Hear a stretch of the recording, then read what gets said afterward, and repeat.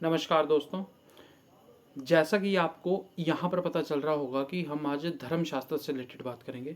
धर्मशास्त्र क्या होता है, धर्मशास्त्र किस प्रकार काम करता है और किसको हम धर्मशास्त्र कहते हैं। तो सबसे पहले हम धर्मशास्त्र की बात करें तो हर अपना धर्म, जो भी धर्म है, सभी का एक कोई ना कोई निश्चित धर्म होता है। जैसे कोई हिंदू को मानता है, कोई मुसलमान को मानता है, कोई क्रिश्चियन को मानता है, कोई सिख को मानता है। इस प्रकार से सभी का अपना अपना कोई ना कोई धर्म होता है। तो धर्मशास्त्र जो शब्द है, ये शब्द है संस्कृत का। तो धर्मशास्त्र में सबसे पहले अगर बात करें तो धर्म और शास्त्र, ये दो शब्द होते हैं। सबसे पहला शब्द क्या है? धर्म। दूसरा शब्द है शास्त्र। तो हम बात करें कि धर्म क्या है। सबसे पहले बात करते हैं धर्म क्या है, फिर हम बात करेंगे शास्त्र क्या है।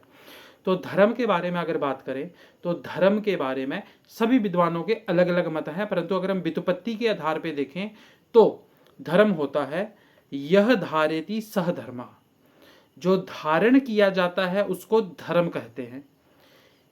और एक व्युत्पत्ति के आधार पे देखें तो कहते हैं ध्रियते लोको नेन, मतलब इस लोक में जो प्राणी हैं उनके द्वारा जो धारण किया जाता है उसको हम धर्म के नाम से कहेंगे, उसको भी हम धर्म के नाम से कहेंगे। तो हमें धर्म की दो परिभाषाएं मिल गई हैं और दोनों से एक चीज क्लियर हो गई है, जो धारण किया जाता है उसको ही धर्म कहा जाता है। अब किसके द्वारा जो धारण किया जा रहा है उसको हम धर्म के नाम से जानेंगे। तो जैसे एक विद्यार्थी हुआ है, सबसे प्रसिद्ध विद्यार्थी है नचिकेता, सबसे प्रसिद्ध विद्यार्थी है नचिकेता। उसने मृत्यु को अपना गुरु बनाया और मृत्यु से ही ज्ञान ले लिया, और वो इतना जिज्ञासु था कि मृत्यु को मजबूरी में उसको ज्ञान देना पड़ा।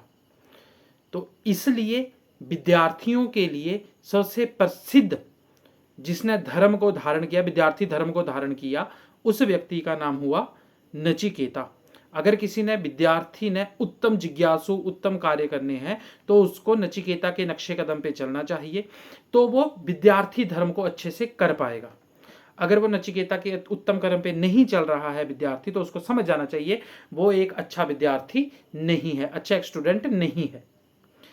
उसके बाद बात करते हैं कि राजा कैसा होना चाहिए, राजा का क्या धर्म है। तो आपने बहुत बार सुना होगा कि राज धर्म मतलब हमें राम राज्य को स्थापित करना चाहिए, हमें राम राज्य को लाना चाहिए। अब राम के ही राज्य को क्यों बात करते हैं, कृष्ण राज्य की बात क्यों नहीं करते हैं? क्योंकि कृष्ण एक उत्तम राजा थे, मानते हैं हम कृष्ण एक उत्तम राजा थे, क्योंकि वो हमारे भगवान हैं, उनको हमें उत्तम राजा कहना पड़ेगा। उन्होंने द्वारिका की स्थापना भी की, परंतु राजधर्म राम का ही माना जाता है।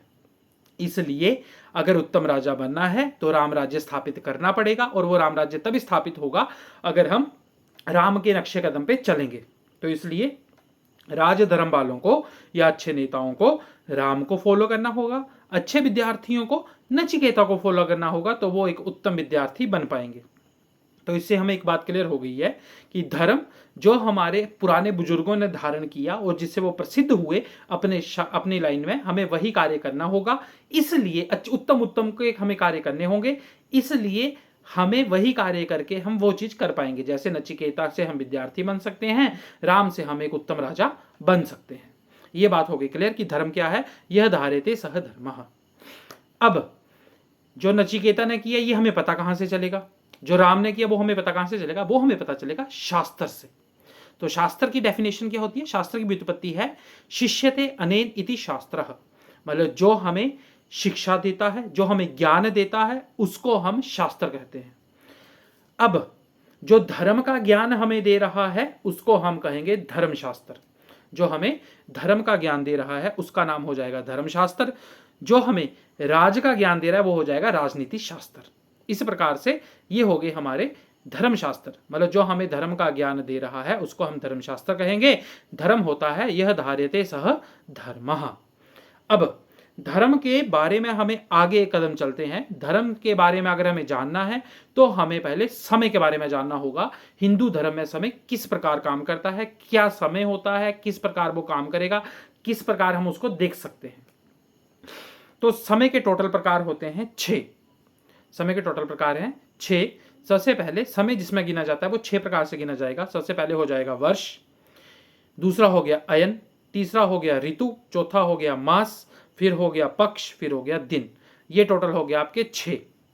वर्ष, अयन, ऋतु, मास, पक्ष और दिन, ये हो गए हमारे 6 प्रकार के काल। तो सबसे पहले हम बात करेंगे वर्ष की।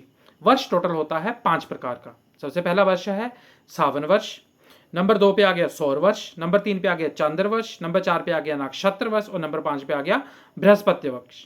ये हमारे टोटल 5 वर्ष हो गए। कौन कौन से? सौर, सबसे पहले आ गया सावन, फिर आ गया सौर, फिर आ गया चांद्र, फिर आ गया नक्षत्र, फिर आ गया बृहस्पति। अब देखते हैं सबसे पहले बृहस्पति क्या होता है। बृहस्पति जब एक राशि में जितना टाइम रहेगा, एक राशि में जितना टाइम बृहस्पति रहता है उसको कहा जाएगा एक बृहस्पति का मास, बृहस्पति मास। और वो 12 मास, मतलब 12 राशियां हैं तो 12 मासों को मिला के टोटल हो जाएगा एक बृहस्पति वर्ष। इस प्रकार नक्षत्र का भी होता है नक्षत्र वर्ष। तो ये जो हैं ये हैं ज्योतिष के, बृहस्पति और नक्षत्र ये दोनों हो गए ज्योतिष के। यहां पे धर्मशास्त्र में इनका कोई काम नहीं है। अगला आ गया चांद्र। चांद्र ज्योतिष में भी चलेगा और धर्मशास्त्र में भी इनका काम होता है। चांद्र क्या है? चंद्रमा का एक भोग काल जो होगा उसको हम चांद्र वर्ष दिन बोलेंगे। फिर चांद्र मास होगा इसी प्रकार से, और चांद्र मास के बाद चांद्र वर्ष होता है। फिर सौर क्या हो गया? सौर हो गया एक दिन, जो हमारा आजकल का एक दिन है उसको कहा जाएगा उसको, या फिर ये आप समझ लो कि सौर होगा हमारा सूर्य के एक दिन में। अब सूर्य होता है राशियों में रहता है, खगोल पिंड में राशियां हैं, आकाश में राशियां हैं, सूर्य उनमें रह रहा है। एक राशि में सूर्य एक मास तक रहता है। एक राशि में 30 अंश होते हैं, तो वो एक अंश में जब चल रहा है तो वो एक दिन होगा, फिर 2 दिन, फिर 3, 4, इस प्रकार से 30 दिन होंगे और वो एक मास हो जाएगा, वो हो जाएगा सौर मास। एक पूरी राशि का भोगकाल सौर मास है, 12 राशियों का भोगकाल सौर, 12 राशियों का भोगकाल जो होगा वो हो गया सौर वर्ष। फिर आ गया सावन। सावन के बारे में कहते हैं उदयात भानु भानु उदय पर्यंतम सावन दिनम भवति। अर्थात आज का सूर्य उदय जो हुआ है और जो कल का सूर्य उदय है इसके बीच का जो समय है वो हो जाएगा एक सावन दिन। 12 अब पूरे 30 दिन हो गए हैं तो वो हो जाएगा एक सावन मास। और जब पूरे 12 मास हो जाएंगे तो हो जाएगा एक सावन वर्ष। मतलब आजकल के समय के अनुसार बोलूं कि सूर्य अगर उदय हो रहा है, अगला दिन का जब सूर्य उदय होगा तो वो एक सावन दिन होगा, या एक दिन जो होता है उसको हम सावन दिन मान लेते हैं। और फिर 12 को मिला के एक पूरा हो जाएगा सावन मास, मतलब एक पूरा 30 को मिला के एक पूरा सावन मास हो जाएगा, 12 को मिला के एक सावन वर्ष हो जाएगा। इस प्रकार से सावन वर्ष होता है। दूसरा विषय हमारा था अगला, वो था, ये हो गए हमारे वर्ष के बारे में। वर्ष हमने 5 प्रकार के वर्ष हमने देख लिए। अब आते हैं अयन। अयन के बारे में सबसे पहले अयन की परिभाषा क्या है। अयन की परिभाषा के विषय में कहते हैं अयनम तु सौर ऋतु त्रयात्मकम। अर्थात सूर्य जब 3 ऋतुओं में रहता है, सूर्य जब 3 ऋतुओं का भोग काल कर लेता है तो एक अयन होता है। टोटल अयनों की संख्या है 2। सबसे पहला अयन हो गया उत्तरायण, नंबर 2 पे अयन आ गया दक्षिणायन। तो 2 प्रकार के आपके अयन हो गए, उत्तरायण और दक्षिणायन। ये हो गए हमारे 2 अयन। उत्तरायण का शुरुआत होता है मकर संक्रांति से। मकर संक्रांति हर बार 13 जनवरी को हम मनाते हैं, तो वो मकर संक्रांति, वो वाली मकर संक्रांति से उत्तरायण शुरू होता है। समाप्त वो होता है कर्क संक्रांति पे। आजकल जुलाई का समय चला हुआ है, जुलाई में अभी जो संक्रांति बीती है, वो जो संक्रांति बीती वो कर्क संक्रांति थी। तो इस प्रकार से कर्क संक्रांति पे वो जाके समाप्त हो गया। कर्क संक्रांति से शुरू हो गया हमारा दक्षिणायन। अब उत्तरायण और दक्षिणायन क्या है, किस प्रकार काम करते हैं, ये हमें समझ में आ गया। अब बात आती है संक्रांति। एक हमने नया शब्द सीखा, क्या? मकर संक्रांति, कर्क संक्रांति। अब ये संक्रांति क्या है, किस प्रकार काम करती है, ये हम आगे समय के अनुसार पढ़ेंगे कि संक्रांति क्या होती है, कैसे काम करती है और संक्रांति हमें किस प्रकार से देखी जाती है। अब बात करते हैं किस ग्रंथ में उत्तरायण के बारे में लिखा हुआ है, किस ग्रंथ में दक्षिणायन के बारे में लिखा हुआ और क्या क्या लिखा हुआ है। सबसे पहला हिंदू शास्त्र का एक ग्रंथ हम पढ़ेंगे, या एक ग्रंथ की बात करते हैं। वो ग्रंथ है मदन रतन ग्रंथ। मदन रत्न ग्रंथ एक ग्रंथ है, उसकी बात करते हैं। उसमें लिखा हुआ है कि देवताओं की प्रतिष्ठा, बाग, बावड़ी, मतलब जो पानी का स्थान है बावड़ी, और बाग मतलब बगीचा हमारा, और देवताओं की प्राण प्रतिष्ठा, जो देवताओं का मंदिर बनाते हैं वो मंदिर। कहता है इन सभी को हमें उत्तरायण में करना चाहिए, दक्षिणायन में नहीं करना चाहिए। दक्षिणायन में कर सकते हैं पर करना नहीं चाहिए। क्यों नहीं करना चाहिए? क्योंकि अगर आप दक्षिणायन में कर रहे हैं तो उसका जो पुण्य काल है या उसका आपका करने का जो पुण्य है वो आपको नहीं मिलेगा, वो पुण्य आपका क्षीण हो जाएगा, क्योंकि दक्षिणायन में इसका निषेध शास्त्रों में कहा गया है। किस शास्त्र में? मदन रतन ग्रंथ में।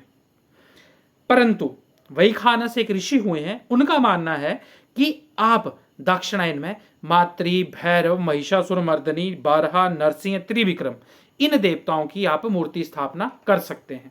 तो इसमें अगर आप करेंगे तो भी आपको इनका कोई दोष नहीं लगेगा और साथ में आपको इनका पुण्य तो मिलता ही रहेगा। तो आप इनकी चीज दक्षिणायन में कर सकते हैं।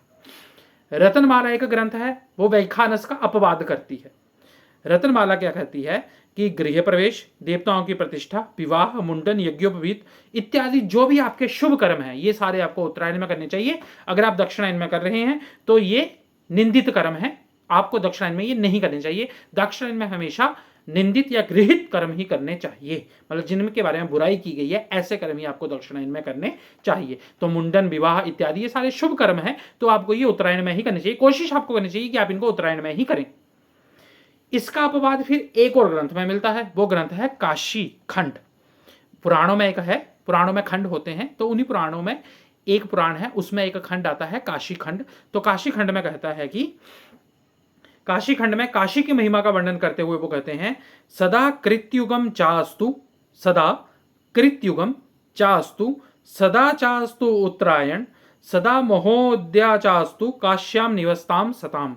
अर्थात काशी में रहने वाले सतपुरुष जो हैं, जो काशी में सतपुरुष रहते हैं, मतलब काशी में जो विद्वान पुरुष रह रहे हैं, उनके लिए हमेशा कृतयुग है। कृतयुग अर्थात सतयुग है, मतलब उनके लिए अब कलयुग चला हुआ है, हमारे लिए कलयुग चला हुआ है, परंतु जो व्यक्ति काशी में रह रहा है उसके लिए आज का समय भी क्या है? सतयुग है। उसको सतयुग के द्वारा ही फल मिलेगा। जो सतयुग में फल था वही काशी के लोगों को आज भी मिल रहा है। काशी मतलब वाराणसी, जो हमारा उत्तर भारत में है और ये उत्तर प्रदेश में पड़ता है। ठीक है, तो इसमें कह रहा है कि जो व्यक्ति काशी में रह रहा है तो उसको अभी भी कृतयुग का फल मिलेगा। और सदा चास्तु उत्तरायण, और हमेशा उनके लिए उत्तरायण है, और हमेशा ही उनके लिए महोदय है, हमेशा ही उनके लिए महोदय है जो काशी में रह रहा है। उत्तरायण का मतलब है हमेशा उनके लिए उत्तरायण है। इसका कहने का मतलब ये है कि काशी में व्यक्ति जो है वो अगर दक्षिणायन में भी आपकी देह प्रतिष्ठा कर रहा है, बावड़ी का निर्माण कर रहा है, भाव और विवाह कर रहा है, मुंडन कर रहा है, यज्ञोपवीत कर रहा है दक्षिणायन में भी, तो भी उसका वो काम शुभ काम है, वो अशुभ काम नहीं है, और वो गृहित कर्म नहीं होगा, वो निंदित कर्म नहीं होगा। क्यों? क्योंकि ये बात पुराणों में कही गई है और पुराण भी हमारे शास्त्र हैं और शास्त्रोक्त बात को हमें सिद्ध मानना ही पड़ेगा। इसलिए काशी में रहकर हम ये वाले सारे काम कभी भी कर सकते हैं। इसीलिए आज के लिए बस इतना ही। उत्तरायण और दक्षिणायन के बारे में मैंने विस्तार से समझा। वर्ष क्या है, ऋतु, मैंने वर्ष के बारे में जाना, समय के बारे में जाना। 6 प्रकार का समय होता है, 5 प्रकार के वर्ष होते हैं और 2 प्रकार के अयन हैं। ये हमने बात जानी। अगर आपको वीडियो अच्छी लगी हो तो प्लीज़ चैनल को लाइक, शेयर एंड सब्सक्राइब करें और ज़्यादा से ज़्यादा व्यक्तियों को पहुँचाएँ ज़्यादा से व्यक्तियों के पास, ताकि वो हमारे धर्म से संबंधित बातों को जान सकें कि धर्म क्या है, किस प्रकार धर्म काम करता है, धर्म क्या होता है। ये सारी बात हम आज से शुरू कर रहे हैं। धन्यवाद। जय तो संस्कृतम, जय तो भारतम, जय हिंद।